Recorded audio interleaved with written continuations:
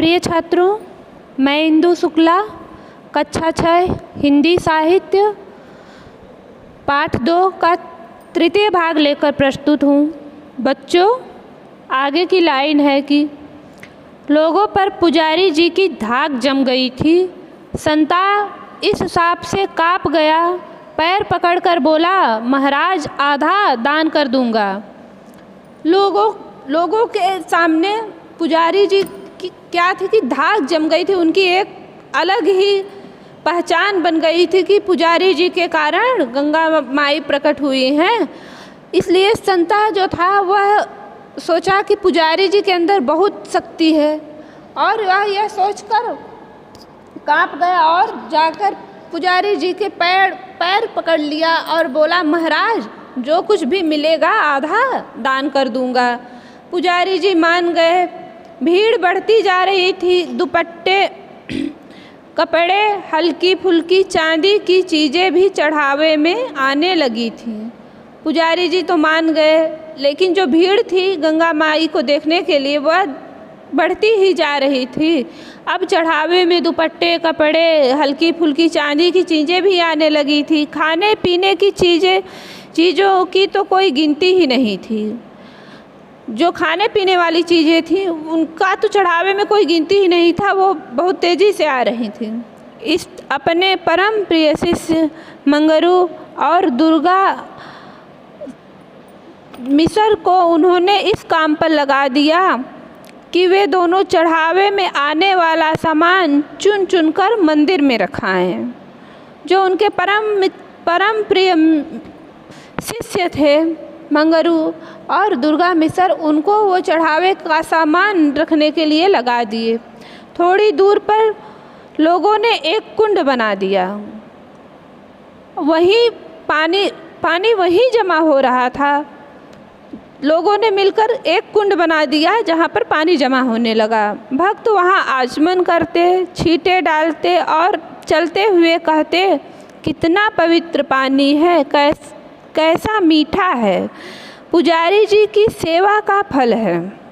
लोग उस पानी से आचमन करते और अपने ऊपर छींटा डालते और कहते कि पानी कितना पवित्र है, कितना मीठा है, यह सब पुजारी जी की ही सेवा का फल है। नहीं तो कलयुग में गंगा जी को प्रकट होते भी कभी सुना है? नहीं तो क्या वो प्रश्न कर रहे हैं कि नहीं तो क्या इस कलयुग में कभी गंगा जी को कभी प्रकट होते हुए सुना है? अब इन नास्तिकों के मुंहों में कालिख लग गई। जो भगवान को न मानने वाले हैं, नास्तिक हैं, उनके मुख में कालिख लग गई और पुजारी जी घमंड से तने जा रहे थे। जो पुजारी जी थे वो उनके अंदर घमंड आता जा रहा था, वो घमंड से तनते जा रहे थे। उनके चेहरे पर सचमुच तेज आ गया था। उनके मुख पे एक आभा प्रकट हो गई थी, तेज आ गया था। खबर बस्ती के एक बच्चे के कानों मुखों से होती हुई बाहर भी फूट रही थी। अब यह खबर कि गंगा माँ प्रकट हुई हैं, यह बच्चों के कानों से होते हुए मुख से निकलती, एक के कान से जाती दूसरे के मुख से निकलती, और यह बात जो काफ़ी दूर तक फैल चुकी थी। बड़ा भारी जमघट लगना शुरू हो गया। बहुत ज़्यादा भीड़ इकट्ठा होने लगी। भोला पंसारी अपने यहाँ की अगरबत्तियाँ, धूप बत्ती और पूजा हवन की दूसरी सामग्री लिए एक कपड़ा बिछाकर आ बैठा। जो भोला पंसारी उस बस्ती में अगरबत्तियाँ वगैरह बेचता था, वह वहाँ आकर एक कपड़ा बिछाकर बैठ गया। 9 बजते बजते धारा काफ़ी मोटी हो चुकी थी। पुजारी जी पर एक बड़ी सी छतरी लग गई थी और भीड़ ने वह सारा मैदान ढक लिया था। 9 बजते वो जो धारा थी वह काफ़ी मोटी हो गई थी। पुजारी जी के सर पे छतरी लग गई थी कि उनको धूप न लगने पाए, और पुजारी जी का वर्चस्व भी तो बढ़ गया था, इसलिए अब उनके सर पे छतरी लग गई।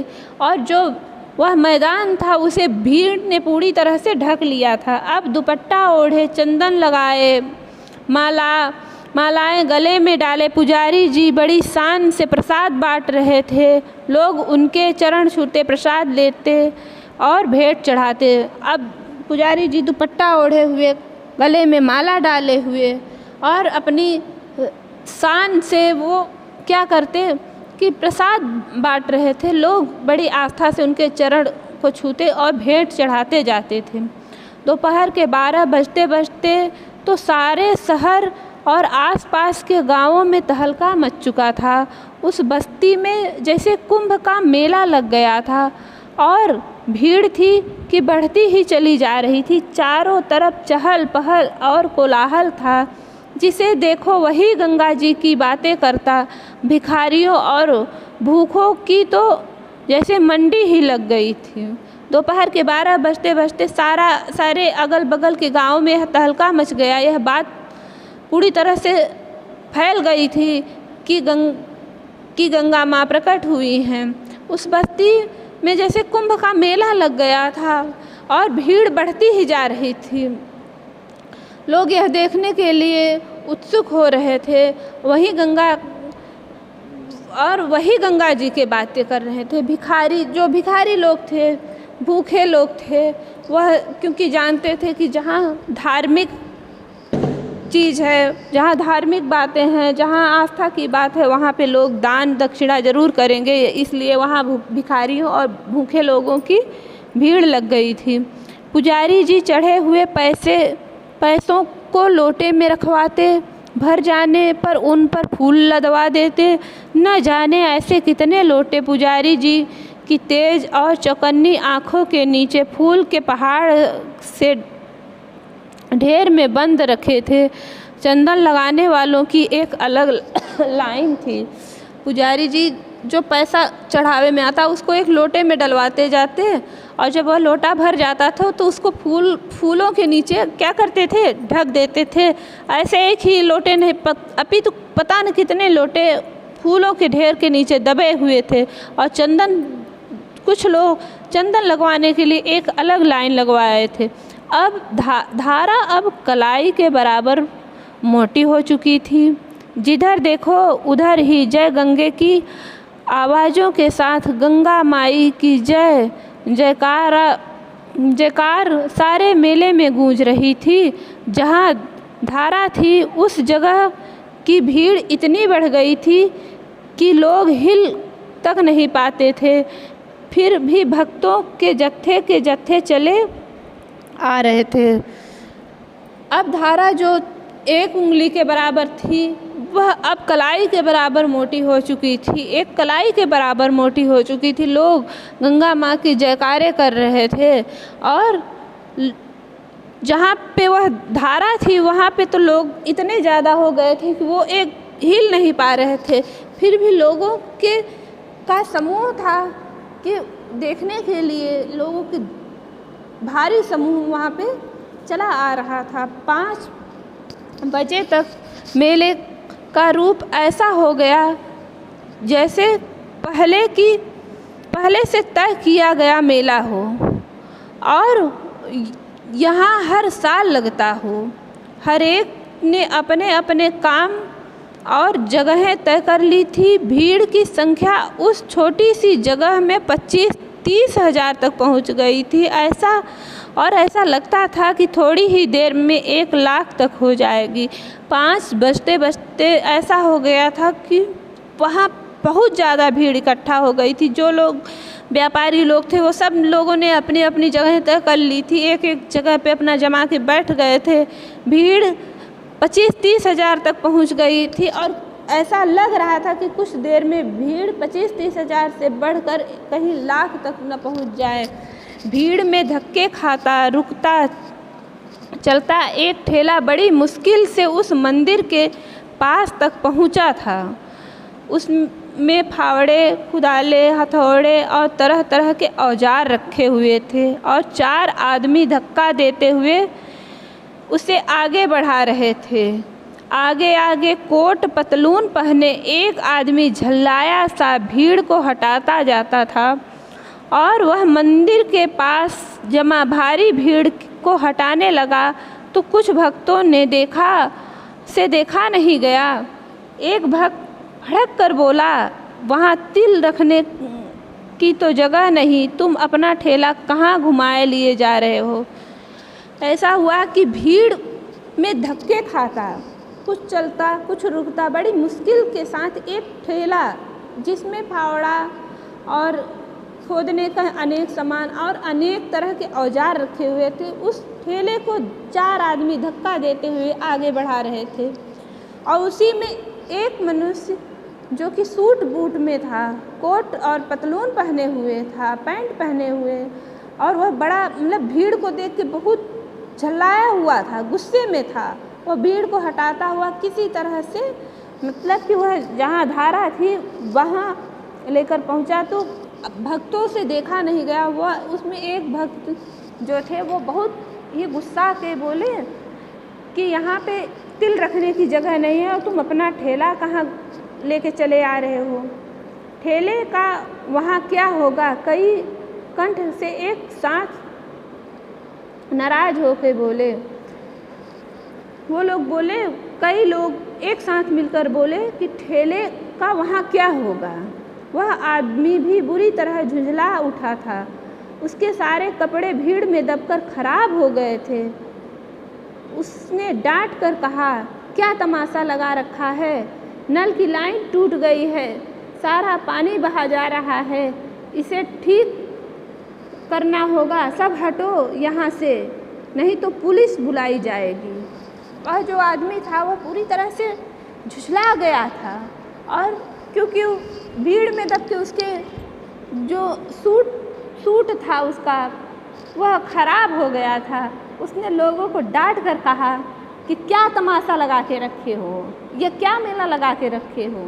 नल की जो लाइन है वह जिससे पानी बहता है वह क्या टूट गई है और इसे ठीक कराना होगा, सब लोग हट जाओ नहीं तो पुलिस बुलानी पड़ेगी।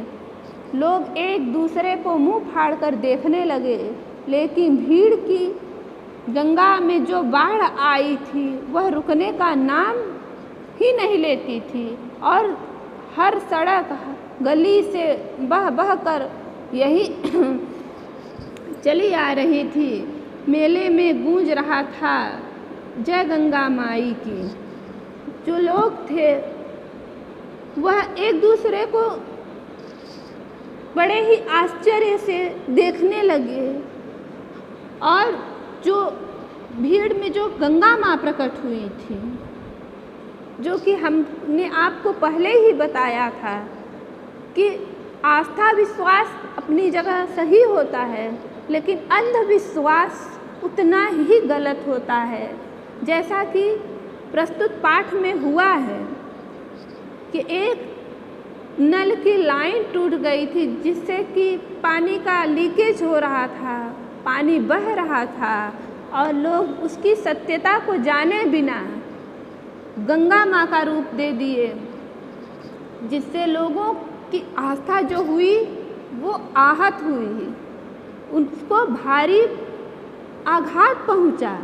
और उसमें भी क्या था कि जबकि ये बात पूरी तरह से फैल चुकी थी कि गंगा माँ प्रकट हुई थी, किसी बात को फैलने में कम टाइम लगता है लेकिन उसका निवारण करने में ज़्यादा टाइम लगता था। तब भी क्या था कि भीड़ बढ़ती ही जा रही थी और सब लोग गंगा माँ के जयकारे बोल रहे थे। यहाँ हमारे लेखक के कहने का आशय यही है कि हमको किसी भी चीज़ की पूर्णतः सत्यता का ज्ञात करना चाहिए, फिर उसके बाद उसके नतीजे पे पहुंचना चाहिए। बच्चों, अब आपकी कहानी जय गंगे समाप्त होती है। अब हम आपसे आगे के पाठ में मिलेंगे। आपको यह पाठ कैसा लगा इसको आप कमेंट के माध्यम से ज़रूर बताएं और जो कोई भी दिक्कत हो उसको आप हमसे पूछ सकते हैं। धन्यवाद।